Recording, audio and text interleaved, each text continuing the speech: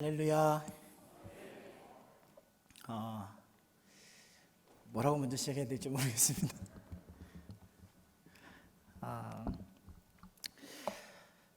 따라해 봅시다.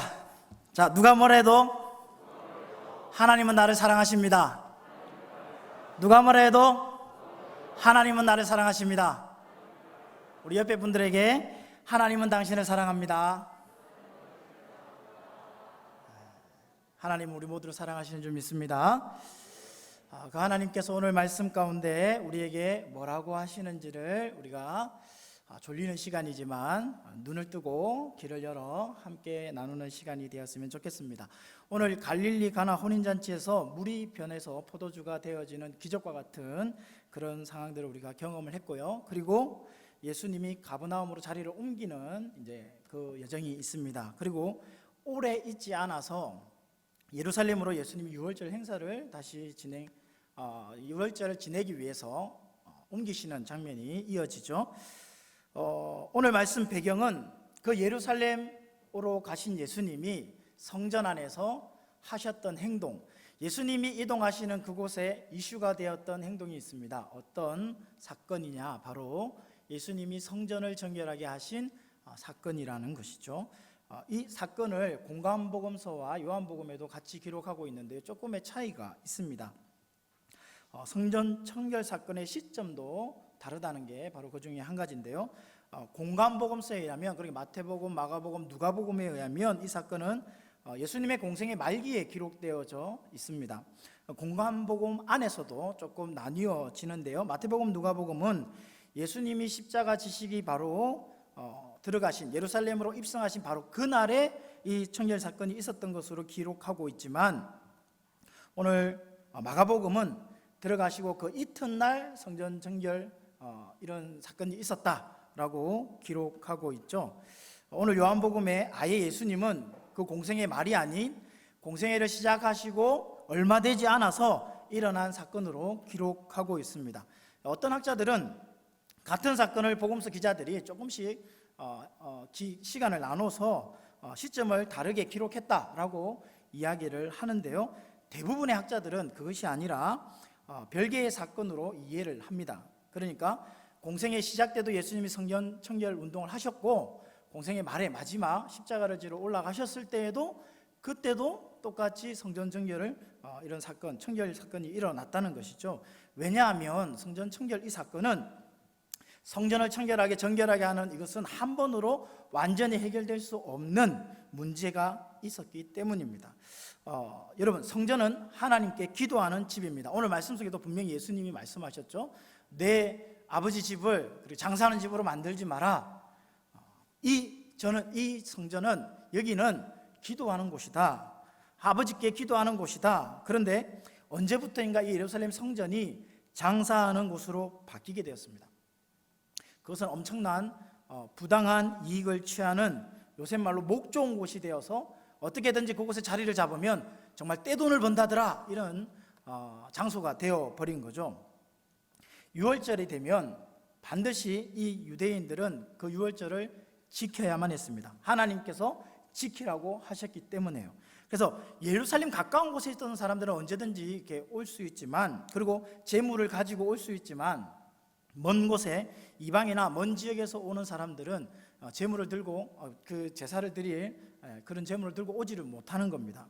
이방이나 먼 곳에 있던 사람들은 와서 구해야 되는데, 그것을 구하는 곳이 바로 성전에 있었던 것이죠.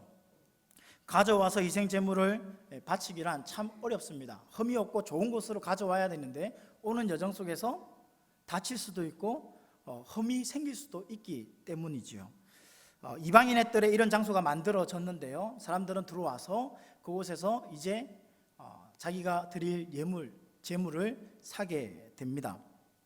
그런데 여러분, 성전에 들어가려고 해도 성전에 들어가는 입장료가 있었습니다. 성전에 내는 돈이 거룩해야 된다라는 의미로 성전 안에서만 통용되어지는 화폐를 통용하게 되었는데요, 성전 화폐로 반세겔을 내야 한 거죠.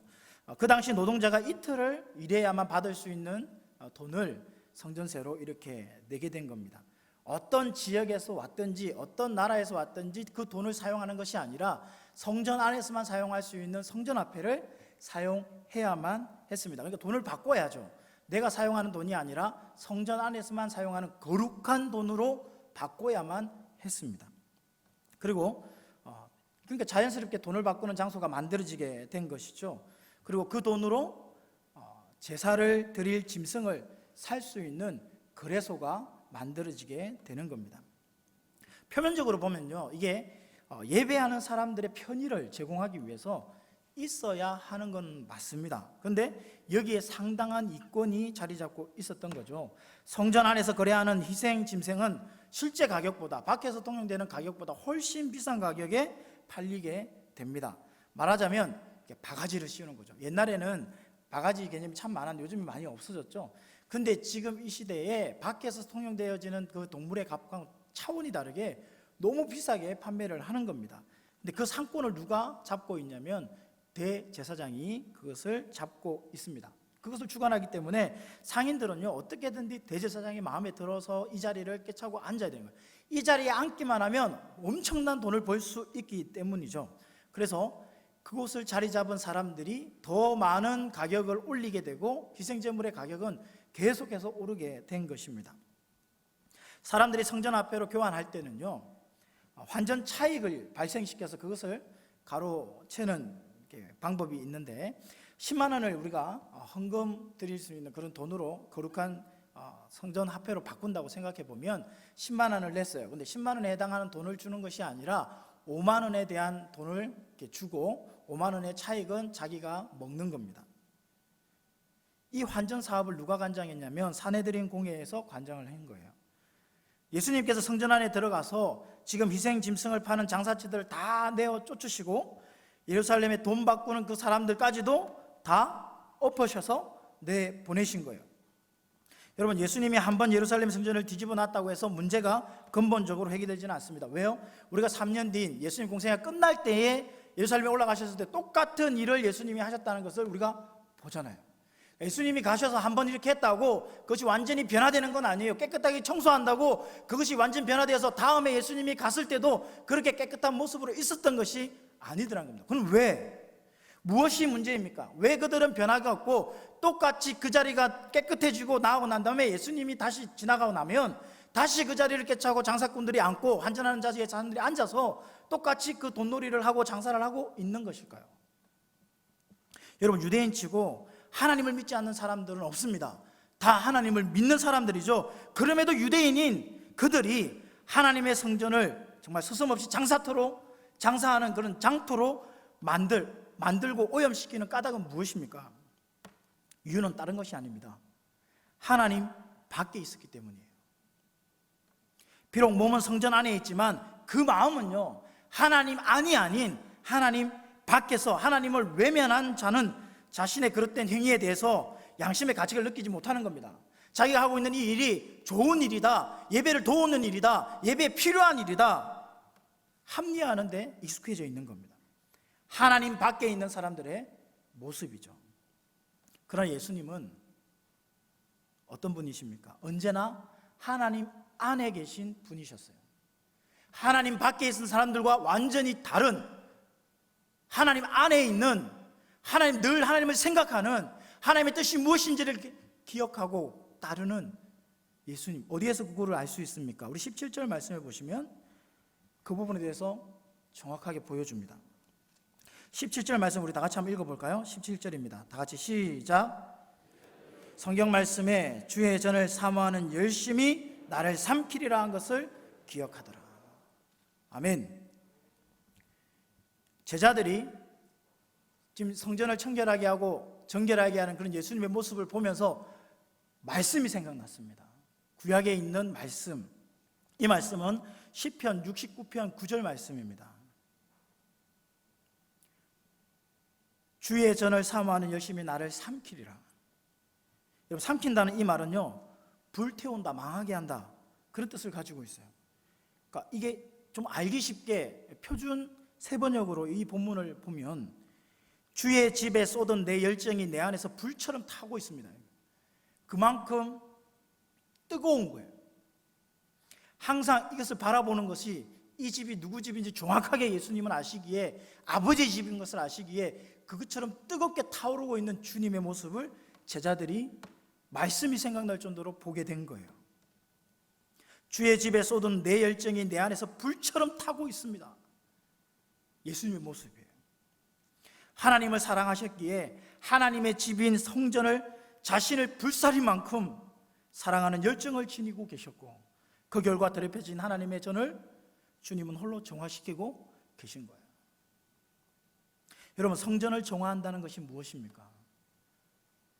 깨끗하게 청소하는 것, 먼지 털어내고 떨어진 거 줍고 묻은 것 물대로 밀어서 깨끗하게 지우는 것, 이것이 성전 정화인가요? 아닙니다. 중심으로 하나님을 바라보는 것, 하나님 안에 거하는 것, 이것이 곧 성전을 정화하는 것입니다. 하나님을 믿는 사람들이 하나님 안에, 하나님 밖에 아닌 하나님 안에 바로 서 있기만 하면 성전은 언제나 성전다울 수 있지만, 하나님을 외면하는 순간 성전은 장터가 되는 거예요. 여러분, 성전은 그렇게 가끔씩 청소한다고 되어지는 게 아닙니다. 근본적으로 성전이 깨끗해지려면 성전의 주인이 회복되어야 합니다. 그 주인이 누구입니까? 하나님이십니다. 그런데 당시에 예루살렘 성전의 주인은 누구인지 아세요? 하나님이 아니었어요. 그 성전을 계속해서 짓고 있었던 헤롯 대왕의 것이었고, 그와 공생관계에 있었던 종교 지도자들, 그리고 사내들인 공회가 바로 주인이었습니다. 아무리 성전을 웅장하게 짓는다 할지라도 사람이 주인 노릇하면요, 그 성전은 자기의 욕심을 채우는, 장사하는 장터가 되고 마는 것입니다. 여러분, 유대인들은 주후 70년 로마에 의해서 예루살렘 성전이 완전히 파괴될 때까지 그 성전 안에서의 그런 장터의 일을 계속 한 거예요. 여러분, 성전 정화는, 성전 청결은 한 번으로 거치는 것이 아니라 날마다 지속되어야 함을 깨닫게 해주는 말씀입니다. 날마다, 순간마다 하나님 안에 거하는 저와 여러분이 될 수 있기를 주님의 이름으로 축복합니다. 여러분, 형식을 갖추었다고 해서 그것이 전부가 아닙니다. 성전의 주인은 하나님이셔야 합니다. 우리 마음의 성전도 마찬가지입니다. 바울은 우리의 몸을 살아계신 하나님의 거하시는 성전이라고 그렇게 말씀하죠. 성전의 주인은 내가 아니라 하나님이십니다. 진정한 성전의 성결은 하나님의 주인 되심이 회복되어야 이루어집니다. 무엇보다 여러분의 삶의 성전에 하나님의 주인 되심이 회복되기를 주님의 이름으로 축복합니다. 여러분, 예수님의 청결 이 모습을 보면서 제자들은 구약의 말씀이 생각났습니다. 하지만 그것을 보고 있는 종교 지도자들은 어땠을까요? 깜짝 놀랐죠. 도대체 이 사람이, 아니 이 촌뜨기가 여기에서 무슨 짓을 하고 있는 거냐. 여러분, 그들의 생각에는요, 이 기존의 종교를 쇄신할 수 있는 사람은 바로 오직 메시아뿐이라고 그들은 믿고 있었어요. 그리고 예수님은 결코 메시아가 아니라고 생각을 했죠. 그래서 그 전제하에 예수님께 뭐라고 얘기하냐면 표적을 구합니다. 내가 이런 일을 행하니 무슨 표적으로 우리에게 보이겠느냐? 네가 뭔데 이런 일을 하느냐? 우리에게 표적을 보여봐라. 그러면 우리가 너를 메시아로 믿겠다. 그런데 그렇게 표적을 보이지 못하면 너를 성전 소란죄로 우리가 고발하고 고소하겠다, 체포하겠다, 이런 얘기를 지금 하고 있는 겁니다. 여러분, 이 질문에 대한 예수님의 대답을 한번 보세요. 이 성전을 헐라 내가 사흘 동안 일으키리라. 그런데 21절의 설명처럼 예수님은 성전된 자기 육체를 가리켜서 말씀하신 부분입니다. 그런데 사람들은요, 눈에 보이는 그 예루살렘 성전을 보고 있는 겁니다. 지금도 계속 지어져 가고 있는 이 성전, 아직까지도 완공되지 않은 이 성전, 이 성전이 46년 동안이나 지었건을 내가 3일 만에 다시 일으킨다고? 여러분, 역사 기록에 의하면 이 성전은 주후 62에서 64년에 완공되었다고 얘기합니다. 그러니까 거의 80년 이상 이 성전이 계속 지어진 거죠. 그런데 그렇게 오랫동안 건축한 이 성전이 완공되고 난 후에 불과 얼마 되지 않아서 주후 70년에 완전히 파괴됩니다. 예수님의 말씀처럼요, 돌 위에 돌 하나도 남김없이 싹 다 무너지죠. 사람들은 예수님의 말을, 이 성전을 가리켜서 하시는 말씀으로 이해를 했습니다. 그런데 그들이 요구한 게 무엇입니까? 표적이에요, 표적. 그런데 그 표적을 예수님 말씀하신 걸로 그대로 들으려면 우선 성전을 무너뜨려야 하는데 그럴 수 없는 겁니다. 그래서 결국 예수님이 표적을 행할 수 있는 메시아로 검증할 수 없는 거예요. 이 사람들이, 이 유대인들이 예수님이 했던 이 말을 끝까지 기억합니다. 여러분 성경을 보면요, 어떻게 기억하고 어떻게 말하냐면 예수님이 체포되었을 때, 그리고 송사당할 때 이 말로 그들에게 트집을 잡죠. 또 예수님 십자가에 달려있을 때 사람들은 이 말로 예수님을 조롱하기도 했습니다. 야, 네가 그렇게 말했지 않냐? 해봐라. 정말 예수님이 지금 하는 이 말이 허풍과 같은 이야기로 들렸습니다. 근데 예수님은 진짜 놀라운 표적을 말씀하고 계신 거죠.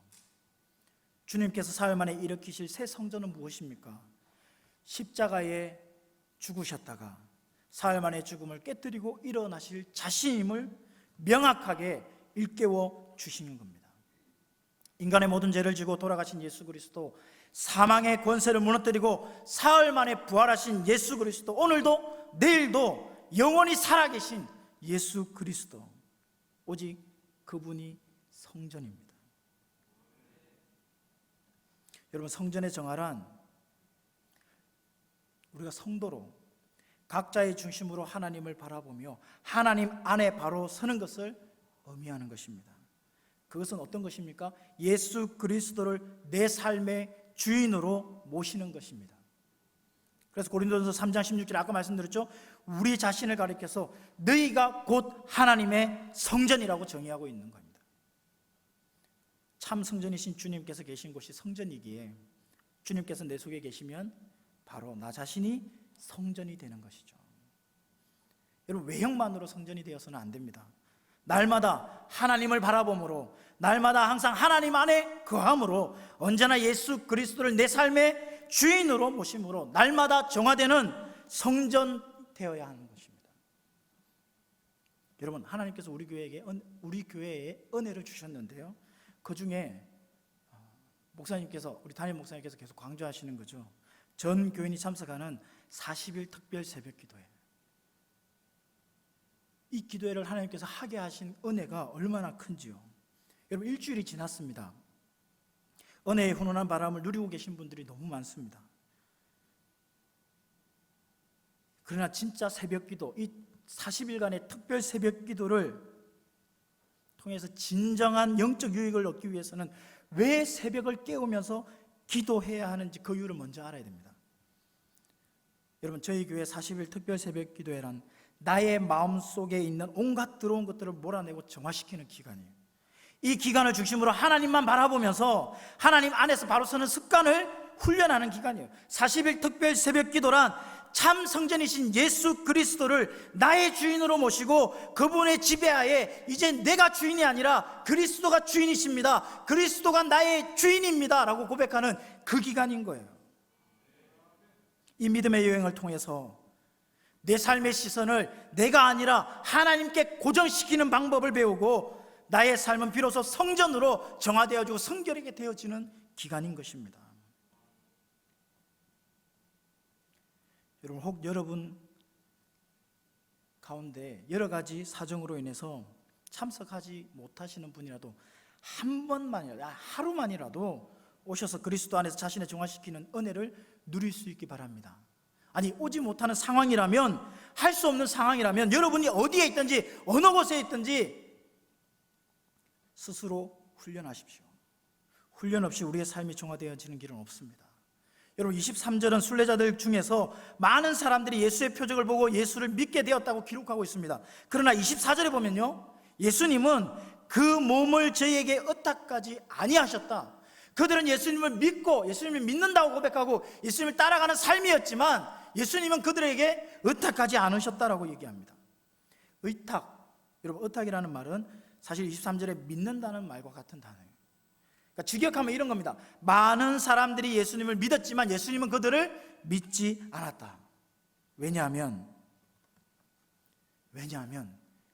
예수님은 모든 사람을 아셨기 때문입니다. 여러분, 예수님은 모든 사람을 아십니다. 오늘 25절 말씀에 봐도요, 그는 친히 사람의 속에 있는 것을 아셨습니다. 주님은 아십니다. 외형으로 멋지고 아름다운 건물이 아니라, 외형으로 하나님 앞에 믿습니다 고백하는 사람이 아니라, 그 속에 진짜 예수 그리스도를 주인으로, 하나님이 주인 되신 거룩한 성전인지를 주님은 아신다는 사실입니다. 여러분, 사람들이 얼마나 변덕스러운지를 예수님이 아시는 거예요.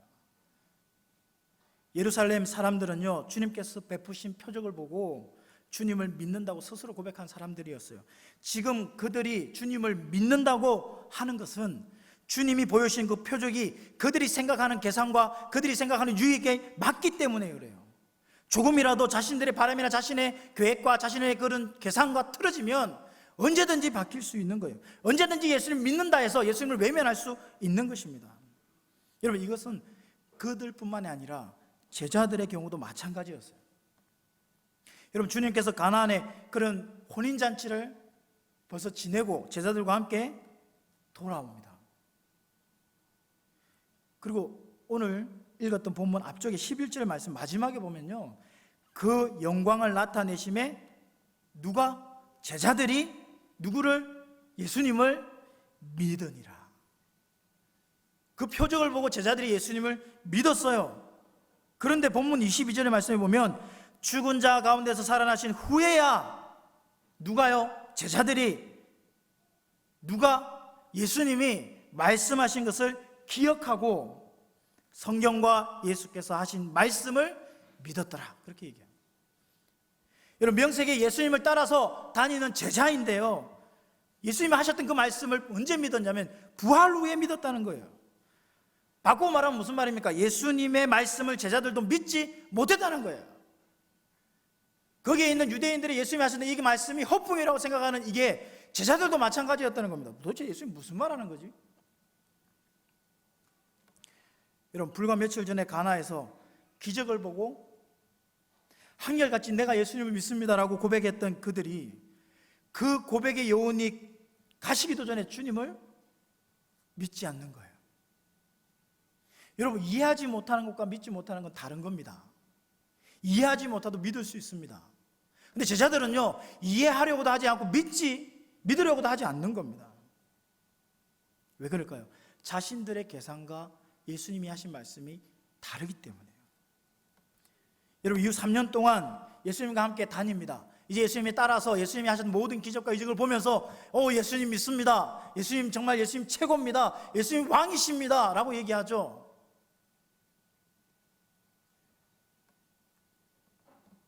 다른 사람 누구도 예수님을 다 버린다고 해도 저는 끝까지 주님을 따르겠습니다라고 호언장담하는 것도 우리가 보게 됩니다.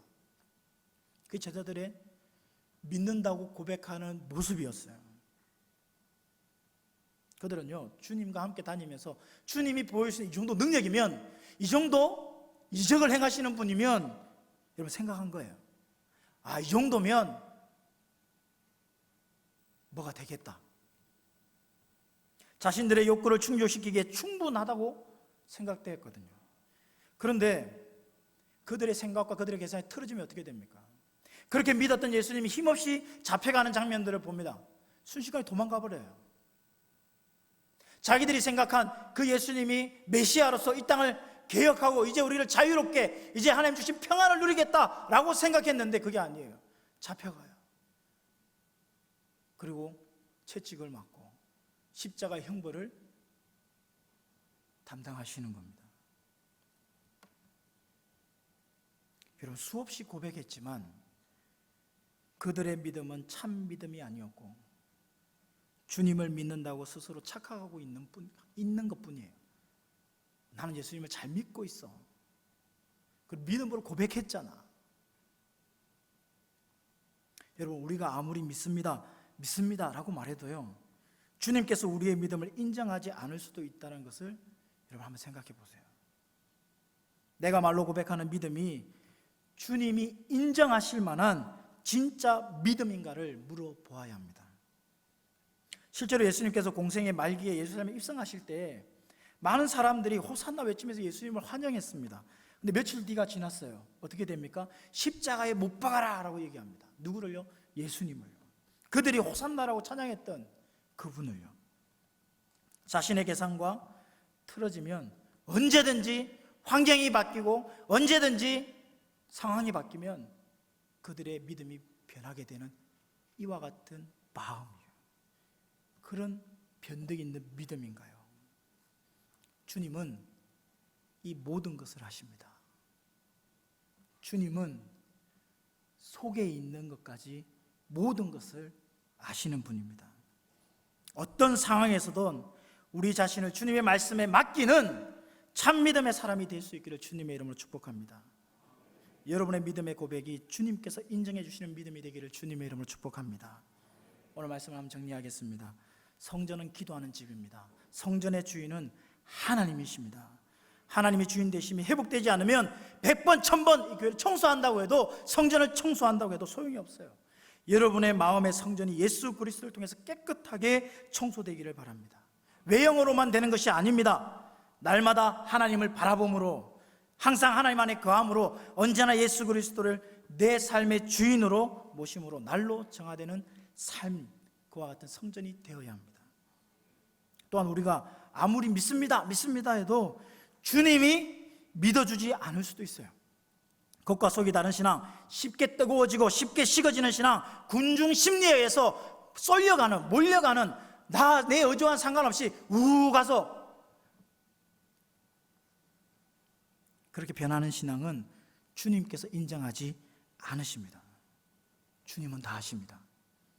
우리의 중심을 보고 계시는 주님 앞에 정직하게 서서 우리의 신앙을 고백할 수 있기를 바랍니다.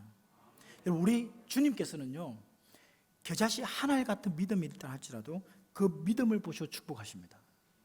이 믿음은 믿습니다 고백하는 것이 아니라 우리의 삶의 모든 것을 주님 앞에 맡기고 매일매일 주님의 말씀을 들음으로 다시 한 번 더 우리의 모습을 일깨워서 내가 주인 되어진 부분을 다시 한 번 더 깨닫고 내려놓고 주님이 주인 되시는 삶으로 살아내는 그와 같은 모습의 믿음의 삶인 줄 믿습니다.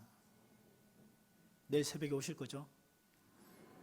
새벽에 우리 담임 목사님을 통해서 주시는 그 말씀, 정말 감옥을 호텔처럼 멋진 인생을 살았던 바울을 통해서 내 모습을 돌아보고 다시 한 번 더 내 몸의 성전임을 다시 깨닫고 매일매일 정결하게 성결하게 하나님 앞에 믿음을 보여드리는 저와 여러분 되기를 주님의 이름으로 축복합니다. 기도하겠습니다. 하나님, 주님은 다 하십니다. 우리가 입으로 고백하고 하나님 앞에 고백을 올려드리지만 우리 속에 우리의 계산을 통해서 하나님을 나의 하나님으로 세워놓은 것은 아닌지, 우리가 매일매일 주님이 주시는 그 말씀 가운데 우리의 모습을 돌아보게 하시고 정말 내 삶의 중심에 내가 아닌 하나님이 계시게 하시고 예수 그리스도가 내 삶의 주인 되게 하여 주시옵소서. 매일매일 말씀으로 깨워주실 줄 믿고 감사드리며 하나님 앞에 찬양과 감사와 영광을 올려드립니다. 오늘 이 시간 하나님 앞에 감사의 제물을 올려드리는 우리 사연성 우리 자매가 있습니다. 또 감사의 제물을 올려드리는 우리 남여철 신정혜 권사님 가정이 있습니다. 항상 이 가정에 더 큰 감사, 더 많은 감사, 하나님 살아계심과 영광을 올려드리는 믿음의 감사의 제목들이 더 풍성하게 있을 수 있도록 하나님 축복하여 주시옵소서. 이와 같은 축복이 저희에게 동일하게 있을 줄 믿고 감사드리며 예수님의 이름으로 기도하옵나이다. 아멘.